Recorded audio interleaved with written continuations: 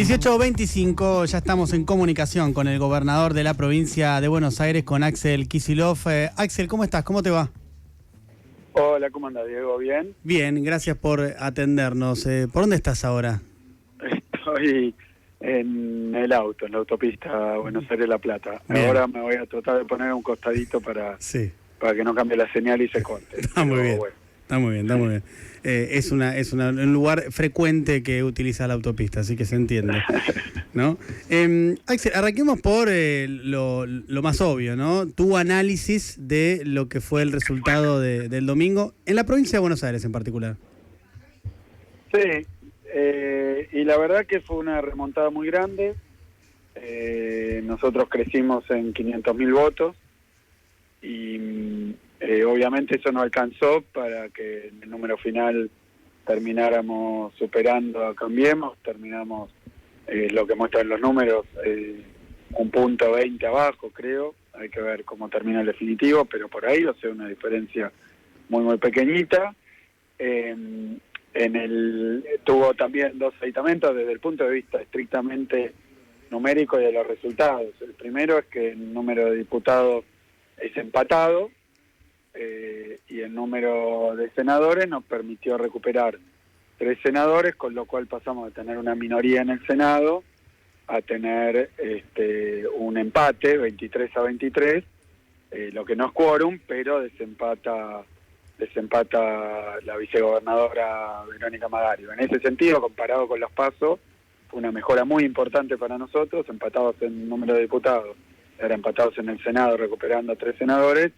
Nosotros consideramos un buen resultado, dado lo que habían sido las PASO.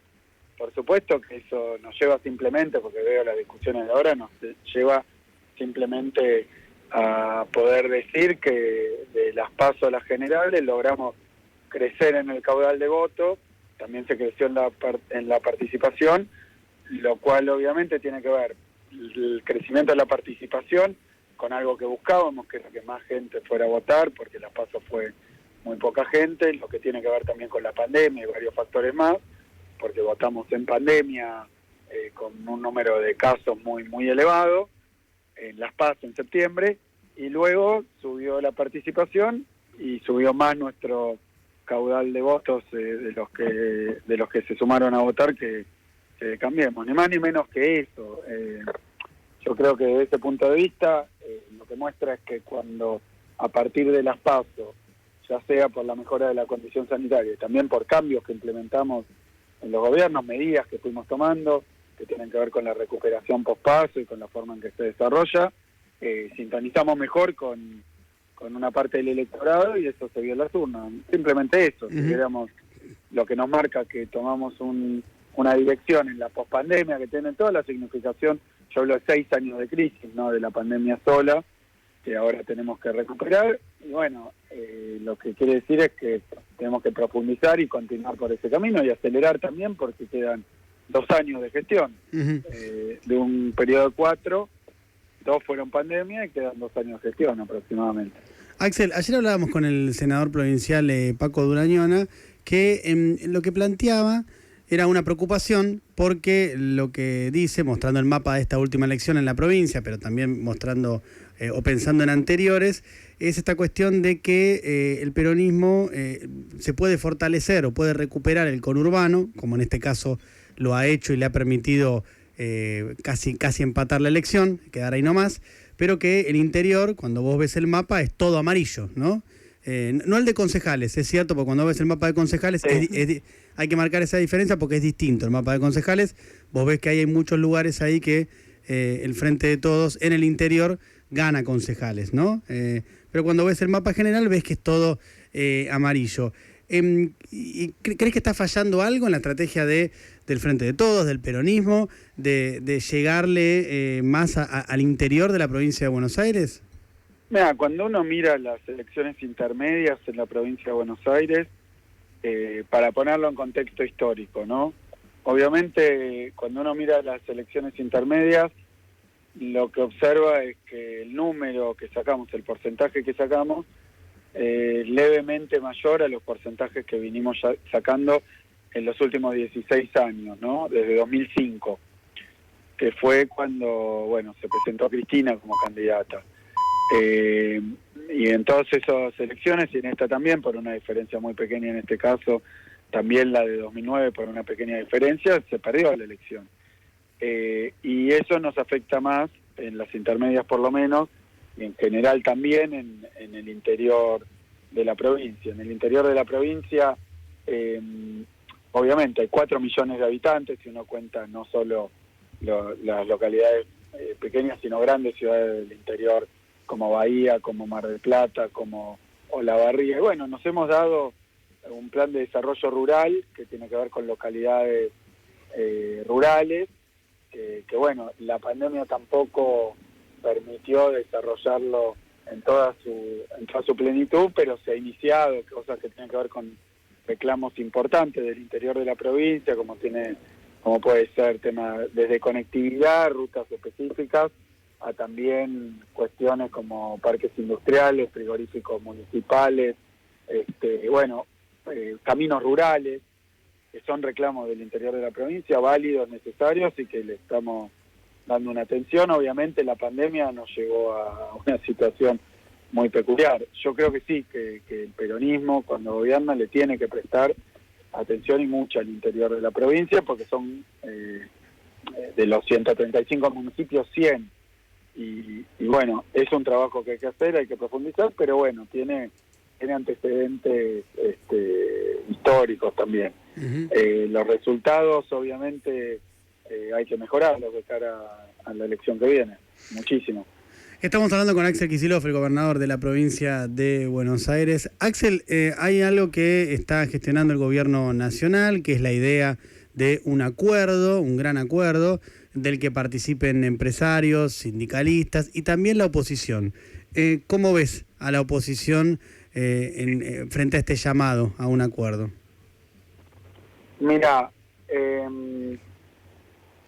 yo creo que nos queda, primero, lo hemos dicho, estamos empezando una nueva etapa que tiene varios factores. Uno, el principal, creo yo, y se puede decir fácil en números, con el macrismo la economía cayó, los salarios cayeron, subió el desempleo, y nosotros cuando ganamos la elección del 19 planteamos que veníamos a reconstruir, hablábamos de tierra arrasada, etcétera, y lo que pasó es que lo que teníamos planeado hacer o los resultados que queríamos dar tuvieron como claramente se vieron dificultados, por no decir fuertemente afectados, porque rompió la pandemia a nivel internacional, cayeron todas las economías mundiales, hubo que poner los gobiernos en modo de emergencia, focalizar mucho la actividad en lo que tiene que ver con lo sanitario, y me parece que hoy lo que vemos es que hay una recuperación muy fuerte, pero que nos está dejando, probablemente al final del año, si la tasa de crecimiento es 8, dicen 9 también por ciento, a niveles de prepandemia. O sea, retrocedimos al casillero en el que estábamos cuando habíamos asumido. Y la verdad que la demanda que había era una reconstrucción profunda, transformaciones grandes, que se vieron evidentemente entorpecidas por la pandemia, porque tuvimos que poner a toda la sociedad en emergencia. Así que me parece que lo que viene en adelante, obviamente, es primero sacarse, como comentaba Alberto el otro día, que está el escollo, me puso así, de la deuda con el Fondo Monetario Internacional, que realmente es una dificultad enorme, como tuvo que arreglar el gobierno nacional su deuda con los privados, como nosotros lo tuvimos que hacer en la provincia también, y llevó tiempo y es difícil, sobre todo porque son deudas impagables que adquirió el gobierno anterior. Bueno, hay que hacer eso hay que hacerlo con la oposición, yo no tengo ninguna duda. Así como los vectores centrales de la recuperación, hay que discutirlos también, porque se puede hacer una recuperación excluyente, digamos, una recuperación que contemple una distribución más justa, más equitativa, que contemple a las pequeñas y medianas empresas, a los profesionales, o se puede hacer una recuperación que concentre mucho la riqueza, como ha pasado en otros países que todavía no alcanzan los niveles prepandemia. Por suerte acá la industria ya está a niveles prepandemia, pero cómo se distribuye eso resulta ser muy injusto. Entonces creo que esas cosas hay que discutirlas y debatirlas públicamente, algunas porque necesitan leyes, y para eso hay que pasar por el Congreso y dar los debates, y otras porque requieren decisiones muy fuertes que van a afectar muchos años en adelante. Lo que no hizo la oposición, porque cuando ellos gobernaron, por ejemplo, endeudaron a 100 años o la deuda con el Fondo Monetario, lo reclamamos y nunca se puso en discusión ni en el Parlamento ni en ningún lado. Ni en ningún lado. Entonces yo creo que sí, que es importante y que muestra una vocación de debatir. No sé si si se va a poder llegar en todos los puntos a acuerdos, pero en algunos sí. Y me parece importante de cara a la sociedad que podamos dar esa discusión. Axel, soy Esteban Rafele, ¿cómo estás? ¿Cómo andás, Esteban? Muy bien, vos recién mencionabas esta idea de ir por la reconstrucción profunda, y hasta dónde el fondo puede ser un obstáculo para esa reconstrucción profunda, porque el fondo va a pedir alguna disciplina fiscal que por ahí es un poco más dura de la que está dispuesto a aceptar el gobierno en esta nueva etapa. Bueno, es precisamente lo que decís, vos decís, no lo va a aceptar el gobierno. El problema es si lo acepta la sociedad, si son propuestas de ajuste, si los acepta la sociedad, y por eso también discutirlo con sus representantes, ¿no? Y hacer públicas estas discusiones. Es lo que vos decís. Hoy, por lo pronto, el año que viene, hay un vencimiento de 19.000 o vencen 19.000 millones de dólares, lo cual es impagable. Eso es lo que dejó Macri, no es que lo inventamos nosotros. Eso era lo que había acordado el fondo con Macri, que era absolutamente impagable porque es claro y evidente que no se puede afrontar eso, más sin financiamiento del mercado privado, que se le cerró a Macri y por eso fue al fondo. O sea que esa reprogramación de los vencimientos y qué condiciones pone el Fondo Monetario Internacional son no se puede exagerar lo importante que son. Por eso hay que dar las discusiones, porque esto es algo que produce el gobierno anterior, que tiene consecuencias en este momento, la insostenibilidad de la deuda, y luego si se empieza a discutir cómo hacerla sostenible, pueden ser condiciones que intente plantear el Fondo Monetario. Eso hay que discutirlo, sin duda, si no todo es un obstáculo, ¿no? Axel, ¿qué tal? Lucía Isikoff te saluda. Hoy escuchaba a María Eugenia Vidal, que dijo que ella ganó y perdió elecciones, pero siempre felicitó al contrincante, que tiene que haber un reconocimiento a la gente que votó otro espacio político y que lo que le preocupa es que no está pasando eso en el gobierno, que el gobierno no escucha. Bueno, vos tuviste una experiencia de transición con ella. ¿Te parece que se comportó acorde a lo que ahora les está pidiendo? Yo ayer le agradecí a todos los que participaron en todos los espacios y le agradecí también a todos los votantes. Yo no era el candidato, en general el candidato que resulta ganador o perdedor, bueno, se comunican entre ellos. Victoria habló con Santilli, me parece que lo dijo el propio Santilli. Sí. Así que bueno, que no sé qué más. Lo que pasa es que tal vez estaban encaramados en esa posición de que si pierden se tienen que ir, o como lo dijo la propia Vidal, que iba a aspirar a la presidencia de la Cámara de Diputados, o alguna cuestión por el estilo, o esperaban tener un resultado que se ensanchara la diferencia en la provincia, y cuando no pasó también se veía en el búnker de ellos las caras. Hubo un momento donde el resultado todavía no era claro. Bueno, no me parece que sí, que si lo que espera es que por esta elección, que repito, nos devuelve una mayoría en la Cámara de Senadores, nos dio un resultado en la Cámara de Diputados, en la provincia de Buenos Aires, se perdió por 1.20 y es lo que dijimos, y por supuesto que la candidata habló con el candidato y no sé qué paso formal o directo apareció. Sí, me parece que esta discusión es lo que va mostrando, es que hay dos modelos de país y hay que decidir cómo se sigue adelante y cómo se sale de la pandemia. Nosotros queremos seguir adelante y salir de esto con trabajo, con producción, ni con timba, ni con... Bueno, esas sí son discusiones, pero me parece que esta elección no cambia nuestra forma de evaluar que tiene que ser la recuperación. Incluso lo llamamos al diálogo para hacerlo antes de tener el resultado de las elecciones, con lo cual ya se planteó un esquema de poder dar estos debates. Bueno, más allá de los dos modelos, en la oposición hay muchas diferencias entre sí y en lo que quieren, y ya están diciendo que para 2023 lo más probable es que vayan a una interna con las distintas propuestas que tienen. En relación a eso, hoy Aníbal Fernández dijo en esta radio que cree que Alberto tiene que pelear por la reelección. Me parece que es un tema del que se empieza a hablar en el peronismo, la idea de poder ir a primarias y poner sobre la mesa las distintas ofertas que hay, como puede ser la propuesta de Alberto, de Massa, de un kirchnerista. ¿Considerás que se abre un camino de primarias para 2023?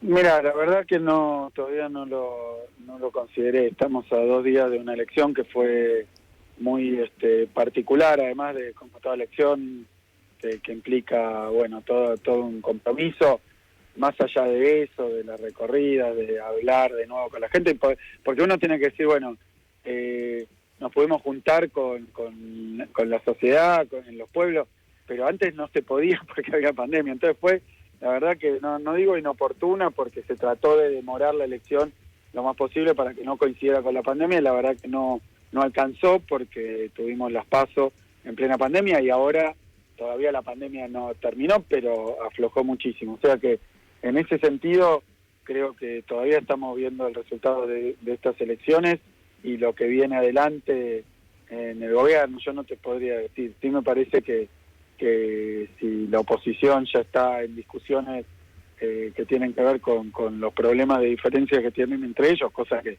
es público y notorio, aunque la prensa porteña, macrista, todo el tiempo está marcando internas, digamos, en nuestra fuerza política y disimule los chisporroteos que hay permanentemente, ¿no? Ya el otro día lo escuché un poco a Macri hablar de Larreta, o a Bullrich decir que esperaban otros resultados de la ciudad, como entregándoselo a Vidal y a Larreta.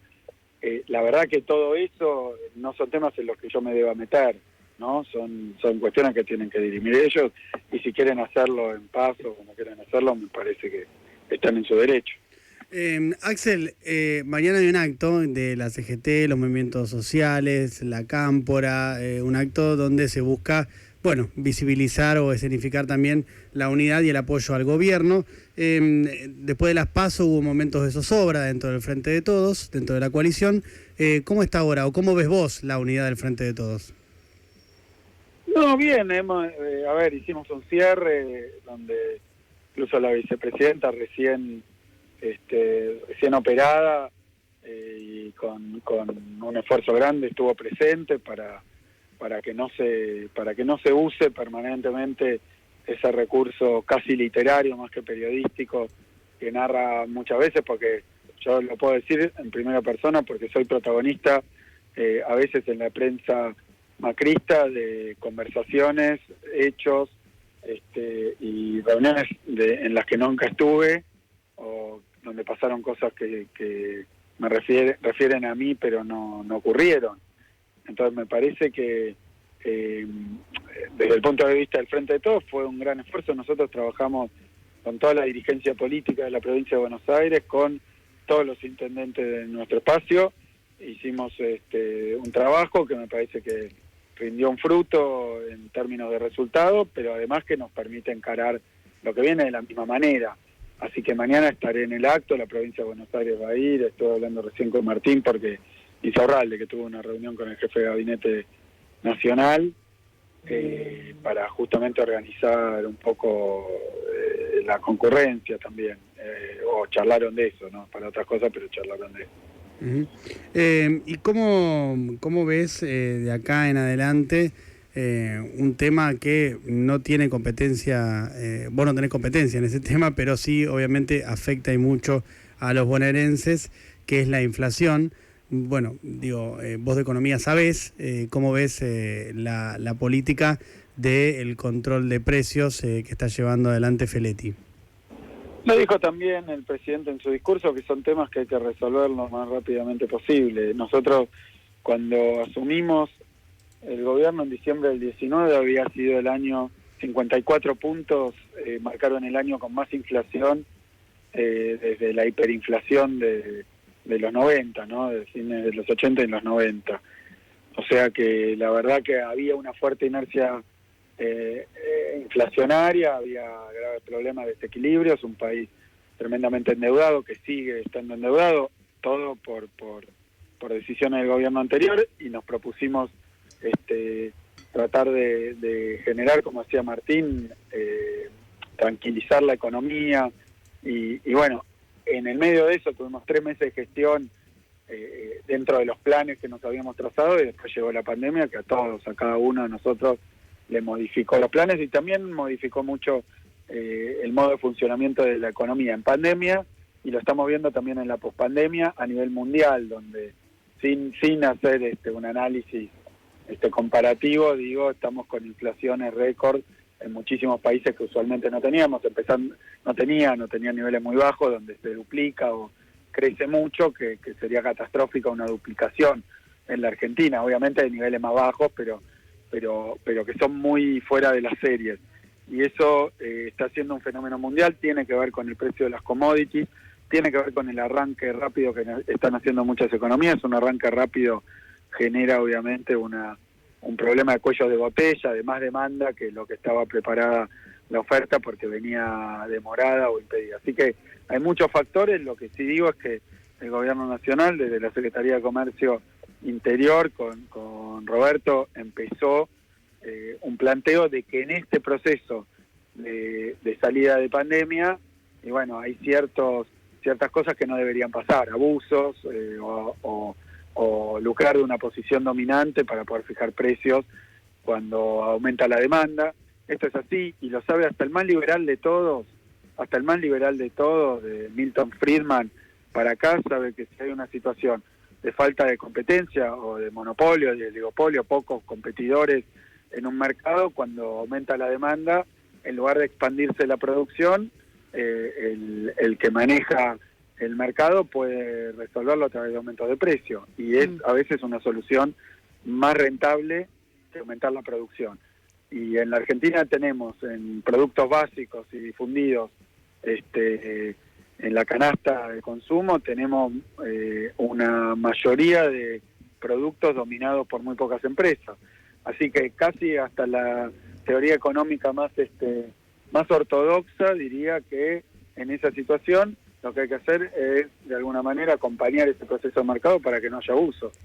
Así que me parece que está bien y que tiene que ver con esta coyuntura y que es oportuno y que no es fácil, pero hay que cuidarle el bolsillo a la gente, aun si esto lleva a tener algún tipo de controversia o chocar con fuerzas que tienen intencionalidad porque tal vez ganan más plata no contratando a nadie, no invirtiendo, no expandiendo la producción, sino resolviéndolo con más precios. Pero eso no da trabajo ni mejora las condiciones de vida. Así que es contrario a lo que debería pasar. Axel, Sergio Berni se pasó el segundo tramo de la campaña diciendo que no sabía si se iba a quedar en su puesto, que lo tenía que pensar, hablar con su gente, y la verdad es que desautorizó en reiteradas oportunidades al presidente. ¿Hoy qué pasa? ¿Lo ratificás o estás pensando en un cambio de gabinete? Yo siempre dije, en tanto ministro, Sergio es un ministro de seguridad que está cumpliendo y llevando adelante el plan de seguridad. Hoy lo escuchaba Espinosa en la televisión también, mostrar los números en matanza de inversión que está viendo, de reorganización de las fuerzas. Está llevando adelante un plan muy ambicioso de transformación de la policía de la provincia de Buenos Aires. En cuanto a dirigente político, también ha sido y es un dirigente importante de la provincia de Buenos Aires que tiene muchas veces opiniones que las hace como dirigente político. Yo lo que digo es que en su función continúa y que está haciendo ese trabajo. ¿Y hablaste con él y él está para seguir? Él sigue siendo ministro de Seguridad de la provincia de Buenos Aires. Es Axel Kicillof, es el gobernador de la provincia de Buenos Aires. Axel, gracias por ¿Ya llegaste a destino o seguís en la autopista? No, paré. Me paré porque si no cambia la señal y se podía oír entrecortado. Excelente. ¿No oyen los autos zumbar? Sí. Te dejamos llegar a destino. Gracias por la entrevista. No, gracias a ustedes. Un abrazo, hasta luego. Twitter, Instagram, @mejorpaís899. Las redes sociales de Mejor País del Mundo.